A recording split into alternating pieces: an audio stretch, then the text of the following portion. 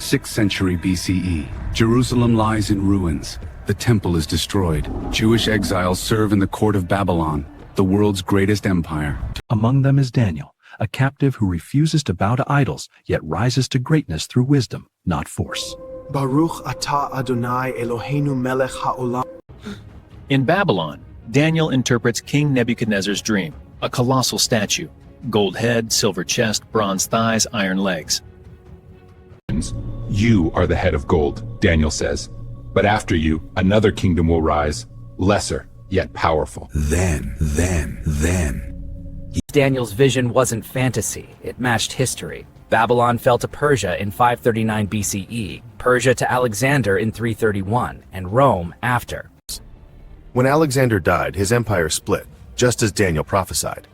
The kingdom shall be divided toward the four winds. Ptolemy seized Egypt. Seleucus held Syria. Under the Seleucids, King Antiochus IV Epiphanes outlawed Judaism, sacrificed pigs on the altar, banned circumcision. But Daniel foretold even this. He shall exalt himself, and shall destroy mighty men and the holy people. Again, the Maccabees read Daniel and revolted. His words fueled the first religious war for freedom of worship in history. After rededicating the temple in 164 BCE, they added a new holiday, Hanukkah, and Daniel's book became central to Jewish hope. When Rome rose, Jewish rebels again turned to Daniel. The fourth beast shall devour the whole earth, he wrote, clearly Rome. The stone will crush it.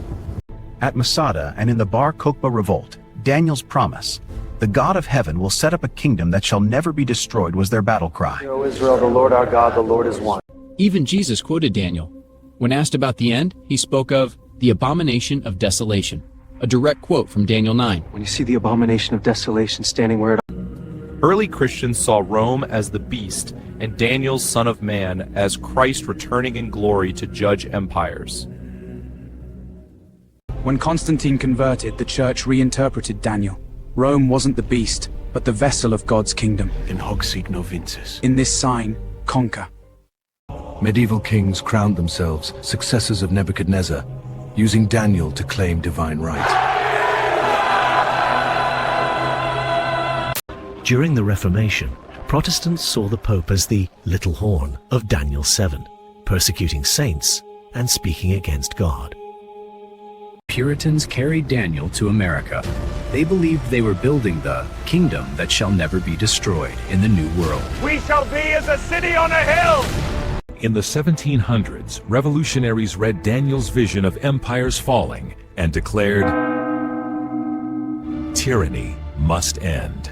Napoleon studied Daniel. He believed he might be the stone cut without hands, destined to unite Europe under one rule. In the quiet of his study, he wrote the thought as a vow.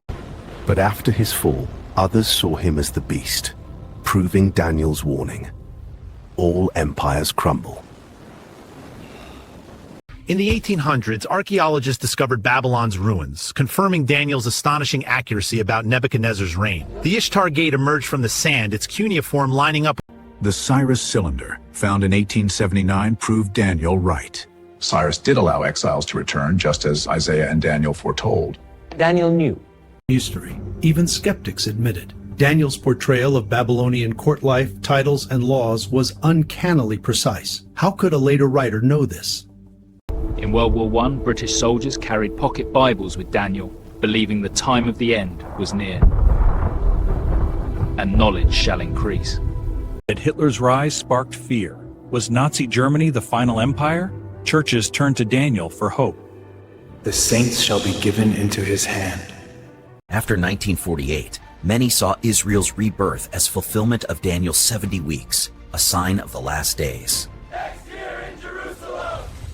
During the Cold War, leaders on both sides referenced Daniel, each claiming the other was the beast. Reagan's famed evil empire warning reverberated, while scripture about four great beasts lay open on the table. Yet Daniel's core message isn't fear, it's hope.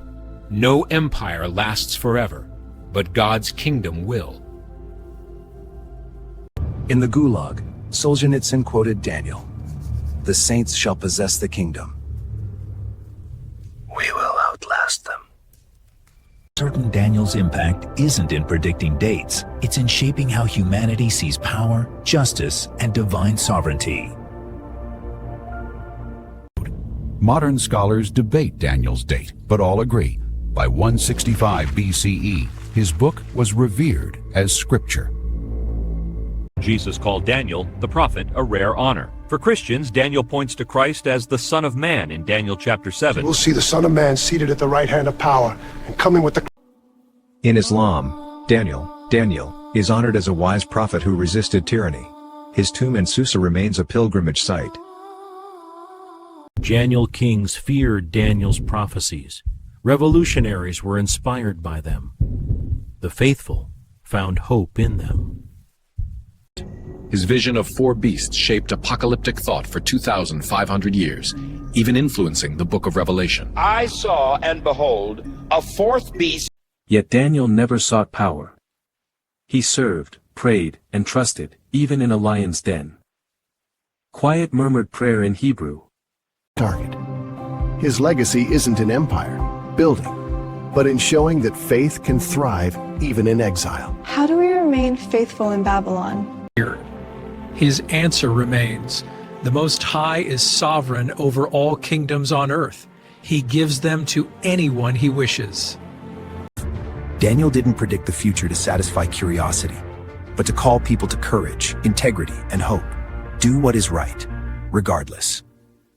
Presented in an age of empires, digital, economic, military, Daniel reminds us, all are temporary. Only one kingdom endures, not built by hands, not maintained by force, but established by grace. The stone became a great mountain. From Nebuchadnezzar's court to your smartphone, Daniel's message is urgent. Don't worship the empire of the moment. Set your mind on things above. Because every golden head turns to rust, every iron leg crumbles, but truth remains. Daniel's prophecies impacted empires, not by changing history, but by revealing its author. He gave exiles a compass. When the world shakes, look to the one who holds the stars.